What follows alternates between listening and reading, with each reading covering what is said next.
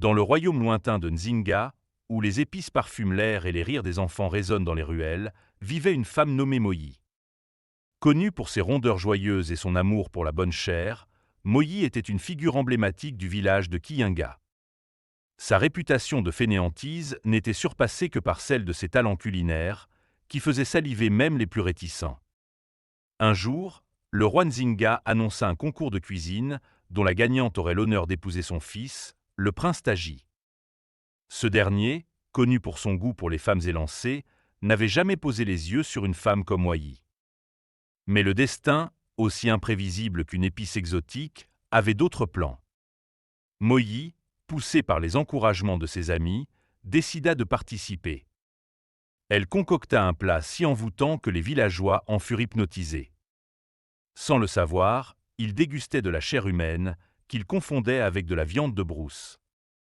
Moyi remporta le concours haut la main, mais la vérité finirait par éclater.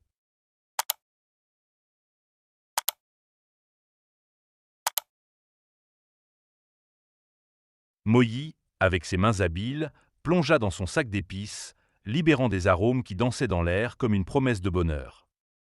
Les villageois, attirés par l'odeur enivrante, se pressaient autour de son stand, leurs yeux brillants d'anticipation. Le prince Taji, élégant dans sa tunique de soie, observait la scène d'un œil sceptique. Il ne pouvait cacher son étonnement face à l'assiette de Moyi, où la viande luisait sous le soleil de midi, aussi mystérieuse que les forêts de brousse qui bordaient le village. Le roi Nzinga, un homme robuste au sourire contagieux, annonça le début du concours. Les tambours retentirent, et les flammes des fourneaux s'élevèrent comme des dragons affamés. Moyi, sans un mot, se mit à l'œuvre, ses gestes aussi fluides que la rivière qui traversait Kiyinga.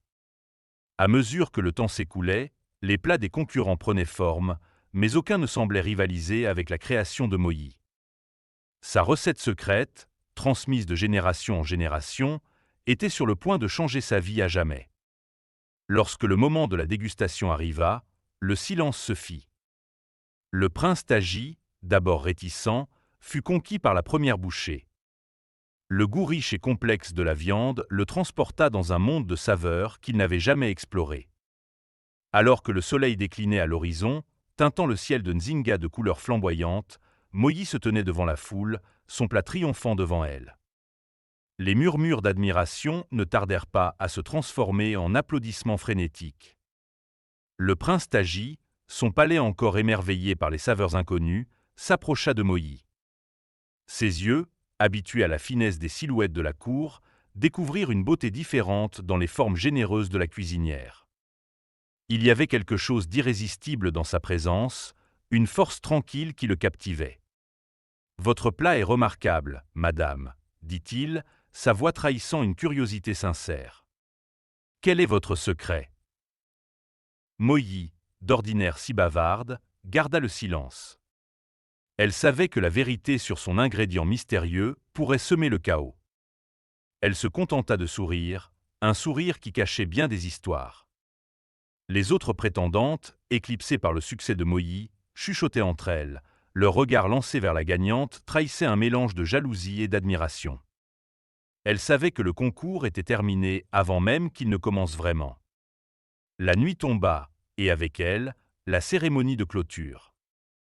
Le roi Nzinga proclama Moyi victorieuse, et la nouvelle de son mariage imminent avec le prince Taji se répandit comme une traînée de poudre. Mais alors que les festivités battaient leur plein, un vieil homme, le sage du village, regardait Moyi d'un œil perçant. Il sentait que quelque chose n'était pas tout à fait normal. La lune brillait haut dans le ciel étoilé de Nzinga, veillant sur le village endormi. Moyi, dans sa modeste demeure, ne trouvait pas le sommeil. Les événements de la journée tournaient dans sa tête comme les épices dans son mortier. Le sage du village, un homme vénérable aux yeux aussi profonds que les anciens puits, avait demandé à lui parler en privé. « Moyi, » avait-il commencé, sa voix aussi douce que le vent dans les feuilles, « le succès est un fruit délicieux, mais il peut cacher le ver de la vérité. » Moyi l'avait écouté, son cœur battant la chamade. Elle savait que le sage soupçonnait quelque chose. « Votre plat, continua-t-il, il avait un goût que je n'ai rencontré qu'une fois dans ma longue vie, et ce n'était pas dans la chair d'un animal.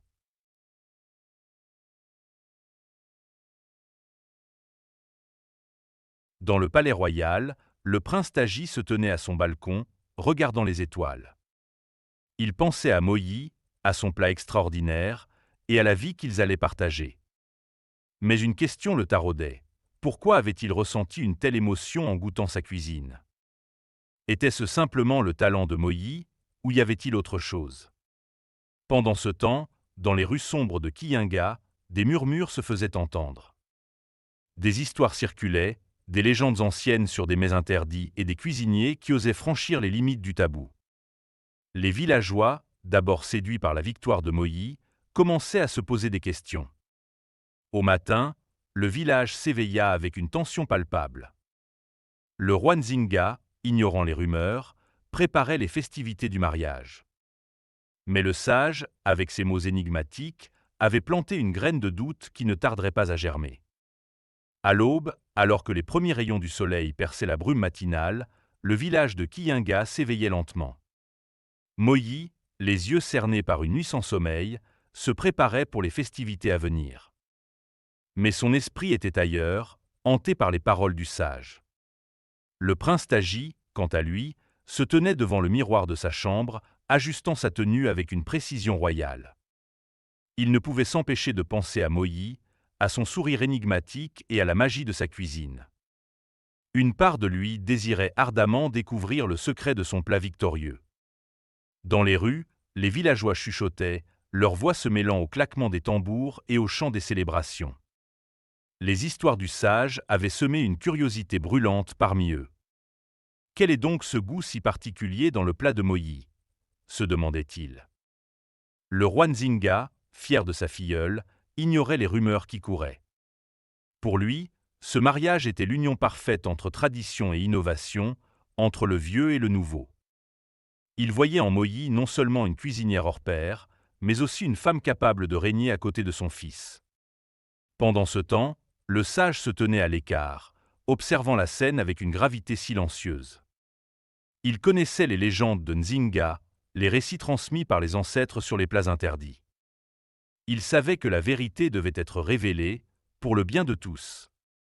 Alors que la journée avançait, la tension montait. Les festivités battaient leur plein, mais le doute s'insinuait dans les cœurs. Le mariage approchait, et avec lui, la révélation qui pourrait bouleverser le destin de Moyi et du royaume tout entier. Le prince Taji, habituellement si serein et maître de lui, se trouvait désormais au cœur d'une tourmente intérieure. Les rumeurs, tels des serpents insidieux, s'étaient faufilées dans les couloirs du palais, murmurant des vérités cachées et des secrets interdits. « Votre Altesse, avez-vous entendu ce que l'on dit » osa demander un serviteur, son regard fuyant trahissant sa propre incertitude. Taji le fixa, ses yeux noirs comme la nuit sans lune reflétant un conflit silencieux. « Les rumeurs ne sont que l'écho des peurs du peuple, » répondit-il d'une voix calme, mais son cœur battait à un rythme effréné. Il ne pouvait ignorer les mots du sage, ni les chuchotements qui se propageaient avec la rapidité d'un feu de brousse. Et si c'était vrai? Et si le plat de Moyi? Sa pensée resta inachevée, trop terrible pour être formulée à voix haute. Le prince se retira dans ses appartements, cherchant refuge dans la solitude. Il contempla le portrait de Moyi, accroché près de son lit, son sourire radieux encadré par les ténèbres de la rumeur. « Qui es-tu vraiment, Moyi » murmura-t-il, espérant que les murs lui répondent. La nuit tomba, et avec elle, une décision se forma dans l'esprit de Taji. Il devait découvrir la vérité par lui-même, avant que les liens du mariage ne scellent leur destin. Demain, il irait à la rencontre du sage, prêt à affronter les ombres du doute. Moyi, dont le nom était autrefois synonyme de joie et de gourmandise, se retrouvait désormais enveloppé dans un voile de suspicion. Les murmures du village avaient atteint ses oreilles, et chaque regard posé sur elle semblait lourd de doute. Elle marchait à travers les rues de Kiyinga, son pas autrefois léger désormais alourdi par le poids des soupçons. Les visages familiers qu'elle croisait détournaient le regard, comme si la vérité pouvait être lue dans ses yeux. « Moyi, est-ce vrai » l'interrogea une vieille amie, sa voix tremblante trahissant la peur de la réponse. Moïse ne répondit que par un sourire triste, son silence éloquent plus éloquent que 1000 mots. Le soir venu, alors que les étoiles commençaient à scintiller dans le ciel, Moïse s'assit seul dans sa cuisine. Les ustensiles et les pots d'épices, témoins de sa passion, semblaient la narguer. « Comment en suis-je arrivé là ?» se demanda-t-elle, ses mains tremblantes malgré elle. Lorsqu'elle apprit que le prince Taji lui-même doutait d'elle, son cœur se serra.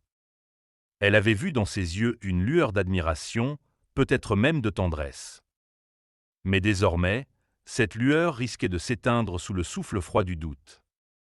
Moïse prit une décision courageuse. Elle ne laisserait pas les rumeurs définir son destin. Le lendemain, elle irait à la rencontre du prince, prête à révéler son secret et à affronter les conséquences. Car elle savait que seule la vérité pourrait libérer son cœur et celui de Taji.